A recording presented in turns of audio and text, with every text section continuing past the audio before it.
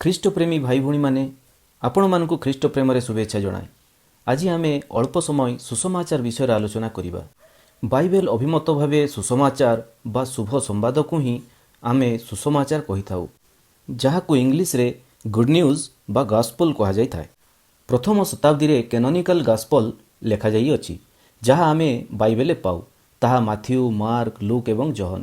ଦ୍ୱିତୀୟ ଶତାବ୍ଦୀରେ ବା ସେକେଣ୍ଡ ସେଞ୍ଚୁରୀରେ କିଛି ନନ୍ କାନୋନିକାଲ ଗସ୍ପଲ୍ ଲେଖାଯାଇଅଛି, ଯେଉଁଥିରେ ଯୀଶୁଖ୍ରୀଷ୍ଟଙ୍କ ବିଷୟରେ କମ୍, ମାତ୍ର ଶିଷ୍ୟମାନଙ୍କ ବିଷୟରେ, ମରିୟମଙ୍କ ବିଷୟରେ ପ୍ରଧାନ ସ୍ଥାନ ଦିଆଯାଇଛି। ସେଥିପାଇଁ ତାହାକୁ ବାଇବେଲରେ ସ୍ଥାନ ଦିଆଯାଇନାହିଁ। ସାଧୁ ପାଉଲ କହନ୍ତି, ଯୀଶୁଖ୍ରୀଷ୍ଟ ମୃତ୍ୟୁକୁ ଲୋପ କରିଅଛନ୍ତି, ପୁଣି ସୁସମାଚାର ଦ୍ୱାରା ଜୀବନ ଓ ଅମରତାକୁ ଆଲୋକରେ ପ୍ରକାଶ କରିଅଛନ୍ତି। ତାହା ଆପଣମାନେ ଦ୍ୱିତୀୟ ତିମୋଥୀ 1:10 ପାଇବେ। ଆଉ ଏହି ସୁସମାଚାରର କାର୍ଯ୍ୟ ଆମେ ପରେ ପରେ ଆଲୋଚନା କରିବା। ପୁଣି ଆମେରିକାର ଜଣେ ଥିଓଲୋଜିଆନ୍, ତାଙ୍କ ନାମ ଆର୍.ସି. ସ୍ପ୍ରଲ୍, ସେ କହନ୍ତି ସୁସମାଚାର ହେଉଛି ଖ୍ରୀଷ୍ଟ ଏବଂ ଖ୍ରୀଷ୍ଟଙ୍କର କାର୍ଯ୍ୟକୁ ପ୍ରକାଶ କରିବା ଏବଂ ପ୍ରଚାର କରିବା, ଏଥିସହିତ ତାହାଦ୍ୱାରା ଆମମାନଙ୍କ ମଧ୍ୟରେ ବିଶ୍ୱାସ ଦ୍ୱାରା ଫଳ ଉତ୍ପନ୍ନ କରିବା। ତେଣୁ ସୁସମାଚାର କେବଳ ଖ୍ରୀଷ୍ଟଙ୍କ ଜୀବନ ବୃତ୍ତାନ୍ତକୁ ହିଁ ଘୋଷଣା କରେ, ବା ଆମେ ଏହି ପ୍ରକାର କହିପାରିବା ଯେ ତାହାଙ୍କର ଆଗମନ, ତାହାଙ୍କର ଜନ୍ମଠୁ ନେଇ ପୁନରୁତ୍ଥାନ ପର୍ଯ୍ୟନ୍ତ ଯେଉଁ ସମ୍ବାଦ, ତାହାକୁ ଆମେ ସୁସମାଚାର ଆମେ କହିପାରୁ। ଆଉ ତାହା ହିଁ ଜୀବନ ଓ ଅମରତାକୁ ଆଲୋକରେ ପ୍ରକାଶ କରେ। ନ୍ୟୁ କିଙ୍ଗ ଜେମ୍ସ ଭର୍ସନ ଅନୁସାରେ ସୁସମାଚାର ଶବ୍ଦଟି ନ୍ୟୁ ଟେଷ୍ଟାମେଣ୍ଟରେ 94 ଥର ଲେଖାଯାଇଛି। ସେଥିମଧ୍ୟରୁ ପାଉଲ ତାଙ୍କ ଚିଠିରେ 67 ଥର ତାହା ପ୍ରକାଶ କରନ୍ତି। ପୁଣି ଜହନ, ଯିଏକି ଯୀଶୁଙ୍କର ଅତି ପ୍ରିୟ ଶିଷ୍ୟ ଥିଲେ, ତାହାଙ୍କର ପୁସ୍ତକରେ ଅର୍ଥାତ୍ ଜହନ ସୁସମାଚାର ପୁସ୍ତକରେ ସୁସମାଚାର ଶବ୍ଦଟି ଥରେ ମଧ୍ୟ ଉଲ୍ଲେଖ ନାହିଁ, କାରଣ ଶିଷ୍ୟ ଜହନ ଯୀଶୁଖ୍ରୀଷ୍ଟଙ୍କୁ ଈଶ୍ୱରଙ୍କର ପୁତ୍ର ଏବଂ ମାନବ ରୂପରେ ଈଶ୍ୱର ବୋଲି ପ୍ରକାଶ କରନ୍ତି। ପୁଣି ଯୀଶୁ ଯେ ପଥ, ସତ୍ୟ, ଜୀବନ, ପୁଣି ସେ ଯେ ଆଲୋକ, ସେ ଯେ ଅନନ୍ତ ଜୀବନ, ଏହା ପ୍ରକାଶ କରନ୍ତି। ଆହୁରି ମଧ୍ୟ ପ୍ରଭୁ ଯୀଶୁ ଯେ ଜୀବନ୍ତ ଜଳ, ପ୍ରଭୁ ଯୀଶୁ ଯେ ଜୀବନ୍ତ ରୋଟି, ସେ ଯେ ଜୀବନ୍ତ ବାକ୍ୟ, ପୁଣି ଏକମାତ୍ର ଈଶ୍ୱରଙ୍କ ମେଷଶାବକ, ଏହା ସେ ପ୍ରକାଶ କରନ୍ତି। ତେଣୁ ଏଥିରୁ ଜଣାପଡ଼େ ଯୀଶୁଖ୍ରୀଷ୍ଟ ନିଜେ ହିଁ ସୁସମାଚାର ଅଟନ୍ତି। ଗାଲାତୀୟ 1:6-9 ଯଦି ଆପଣମାନେ ପଢ଼ିବେ, ସେଠାରେ ସାଧୁ ପାଉଲ ଏହି ପ୍ରକାର କହନ୍ତି, ତୁମ୍ଭେମାନେ ଯେ ଏଡ଼େ ଶୀଘ୍ର ବିମୁଖ ହୋଇ ଅନ୍ୟ ସୁସମାଚାର ପ୍ରତି ଅନୁରକ୍ତ ହୋଇଅଛ, ଏଥିରେ ମୁଁ ଚମତ୍କୃତ ହେଉଅଛି। ତେଣୁ ଆମେ ଦେଖୁ ଏହି ଜଗତରେ ସୁସମାଚାରକୁ ବିକୃତ କରିବା ପାଇଁ ଲୋକ ଅଛନ୍ତି, ଯେଉଁମାନେ ଖ୍ରୀଷ୍ଟଙ୍କର ବାକ୍ୟରେ ନିଜର କଳ୍ପିତ କାହାଣୀ କହିବା ପାଇଁ ଖୁସି ପାଆନ୍ତି। ପୁଣି ଲୋକମାନେ ବଡ଼ ଆନନ୍ଦରେ ସେଥିରେ ଅନୁଗାମୀ ହୁଅନ୍ତି। ପୁଣି ଆମୋସ ଭବିଷ୍ୟତ ବକ୍ତା ଯେଉଁ ବାକ୍ୟର ଦୁର୍ଭିକ୍ଷ କଥା ସେ କହନ୍ତି, ତାହା ପ୍ରାୟତଃ ଏହି ସ୍ଥାନରେ ଆମେ ଦେଖୁ। ଯୀଶୁଙ୍କ କଥାକୁ ସାଇଡ୍ କରି ବା ଦୂରକୁ ରଖି ନିଜର ମନଗଢ଼ା କାହାଣୀକୁ ବ୍ୟାଖ୍ୟା କରିବା ହିଁ ବାକ୍ୟର ଦୁର୍ଭିକ୍ଷ।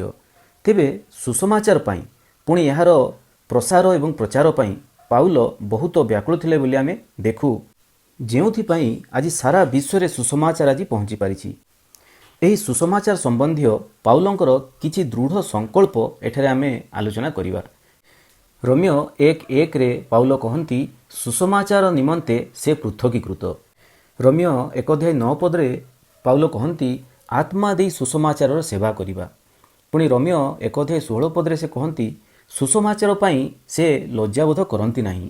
ପୁଣି ରୋମିଓ 15:20 ପାଉଲ କହନ୍ତି, ସୁସମାଚାର ପ୍ରଚାର କରିବା ପାଇଁ ତାହାଙ୍କର ଲକ୍ଷ୍ୟ ଧାର୍ଯ୍ୟ ହୋଇଛି। ପୁଣି ପ୍ରଥମ କରନ୍ଥୀୟ 1:17 ପାଉଲ କହନ୍ତି, ସୁସମାଚାର ପ୍ରଚାର କରିବା ପାଇଁ ଖ୍ରୀଷ୍ଟ ତାଙ୍କୁ ପ୍ରେରଣ କରିଅଛନ୍ତି। ପ୍ରଥମ କରନ୍ଥୀୟ 9:16 ସେ କହନ୍ତି, ସୁସମାଚାର ପ୍ରଚାର କରିବାରେ କିଛି ଦର୍ପ ନାହିଁ। ଦ୍ୱିତୀୟ କରନ୍ଥୀୟ 9:13 ସେ କହନ୍ତି, ସୁସମାଚାର ପ୍ରତି ତାଙ୍କର ବାଧ୍ୟତା। ପୁଣି ଫିଲିପିଓ 1:16 ସେ କହନ୍ତି, ସୁସମାଚାରର ପକ୍ଷ ସମର୍ଥନ କରିବା ନିମନ୍ତେ ସେ ନିଯୁକ୍ତ ଅଟନ୍ତି। ପୁଣି ଦ୍ୱିତୀୟ ତିମୋଥୀ 1:8 ସେ କହନ୍ତି, ସୁସମାଚାର ପାଇଁ କ୍ଲେଶ ସହ୍ୟ। ତେଣୁ ଏସବୁ ପାଉଲଙ୍କ ସଂକଳ୍ପ ମଧ୍ୟରୁ ଆମ ପାଇଁ କିଛି ସଂକଳ୍ପ ଆମେ ବାଛି ନେଇପାରିବା କି? କାରଣ ସମୟ ଅତି ଅଳ୍ପ ଜାଣି ଦିଆବଳ ମହାକ୍ରୋଧରେ ଏ ପୃଥିବୀରେ କାର୍ଯ୍ୟ କରୁଅଛି। ତେଣୁ ଖ୍ରୀଷ୍ଟୀୟ ସୈନ୍ୟ ଭାବରେ ସୁସଜ୍ଜିତ ହୋଇ ଆଗେଇ ଯିବା ପାଇଁ ଆମେ ପ୍ରସ୍ତୁତ ଜୀବନ କାଟିବା ଆବଶ୍ୟକ।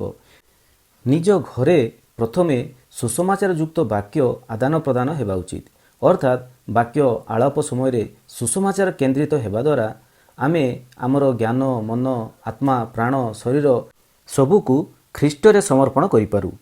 ଆଉ ଧୀରେ ଧୀରେ ଏହି ପୃଥିବୀ ଈଶ୍ୱରଙ୍କଠୁ ଦୂରେଇ ଯାଉଛି। ଯେଭଳି ବାଇବେଲରେ ଲେଖାଯାଏ ଯେ ଭୀଷଣ ସମୟ ଉପସ୍ଥିତ ହେବ, ଆଉ ଏହି ଭୀଷଣ ସମୟରୁ ଦୂରେଇ ରହିବା ପାଇଁ ସୁସମାଚାରର ଏକାଗ୍ରତା ବହୁତ ଜରୁରୀ।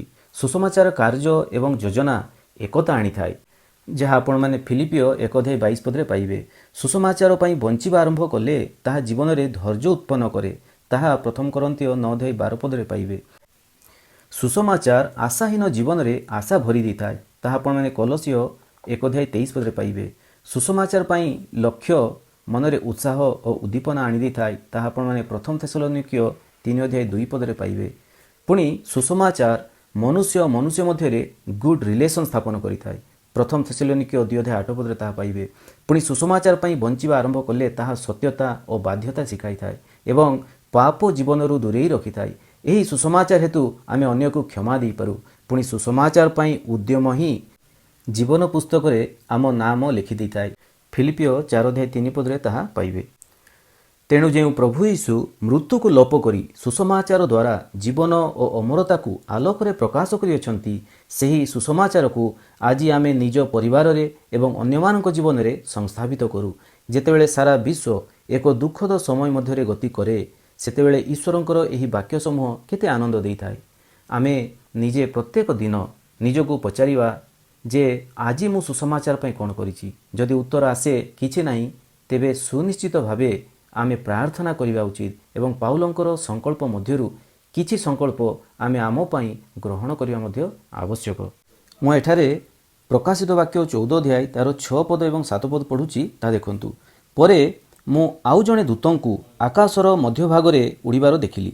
ସେ ପୃଥିବୀ ନିବାସୀ ସମସ୍ତ ଜାତି, ଗୋଷ୍ଠୀ, ଭାଷାବାଦୀ ଓ ବଂଶୀୟ ଲୋକଙ୍କ ନିକଟରେ ପ୍ରଚାର କରିବା ନିମନ୍ତେ ଏକ ଅନନ୍ତ କାଳସ୍ଥାୟୀ ସୁସମାଚାର ପ୍ରାପ୍ତ ହୋଇ ଉଚ୍ଚ ସ୍ୱରରେ କହିଲେ, ଈଶ୍ୱରଙ୍କୁ ଭୟ କର ଓ ତାହାଙ୍କୁ ଗୌରବ ପ୍ରଦାନ କର, କାରଣ ତାହାଙ୍କ ବିଚାର ସମୟ ଉପସ୍ଥିତ। ପୁଣି ଯେ ଆକାଶ, ପୃଥିବୀ, ସମୁଦ୍ର ଓ ନିର୍ଝରିଣୀ ସମୂହ ସୃଷ୍ଟି କରିଅଛନ୍ତି, ତାହାଙ୍କୁ ପ୍ରଣାମ କର। ଆଉ ଆମେ ଦେଖୁ ଜହନ ତାଙ୍କର ସୁସମାଚାର ପୁସ୍ତକରେ କିମ୍ବା ପତ୍ରମାନଙ୍କରେ କେତେବେଳେ ମଧ୍ୟ ସୁସମାଚାର ଶବ୍ଦ ଉଲ୍ଲେଖ କରିନାହାନ୍ତି, ମାତ୍ର ପ୍ରକାଶିତ ବାକ୍ୟରେ ସେ ଅନନ୍ତ କାଳସ୍ଥାୟୀ ସୁସମାଚାର ବିଷୟ ପ୍ରକାଶ କରନ୍ତି। ତେଣୁ ଏଠାରେ ଲିଖିତ ବାକ୍ୟ ଅନୁସାରେ ଈଶ୍ୱରଙ୍କୁ ଭୟ କରିବା, ଈଶ୍ୱରଙ୍କର ଗୌରବ କରିବା, କେବଳ ସେହି ସତ୍ୟ ଜୀବିତ ଈଶ୍ୱରଙ୍କୁ ପ୍ରଣାମ କରିବା, କାରଣ ପୃଥିବୀର ବିଚାର ଉପସ୍ଥିତ। ଆଉ ପ୍ରଭୁ ଯୀଶୁ କହନ୍ତି, ଦେଖ ଆମ୍ଭେ ଶୀଘ୍ର ଆସୁଅଛୁ, ପ୍ରତ୍ୟେକ ଲୋକକୁ ତାହାର କର୍ମାନୁସାରେ ଫଳ ଦେବାକୁ ଆମ୍ଭର ପୁରସ୍କାର ଆମ୍ଭ ସଙ୍ଗେ ଅଛି। ପ୍ରଭୁ ଯୀଶୁ ଖ୍ରୀଷ୍ଟଙ୍କର ଅନୁଗ୍ରହ ଆମ ସମସ୍ତଙ୍କ ପ୍ରତି ହେଉ। ଆମେନ୍। ଆପଣମାନଙ୍କୁ ବହୁତ ବହୁତ ଧନ୍ୟବାଦ।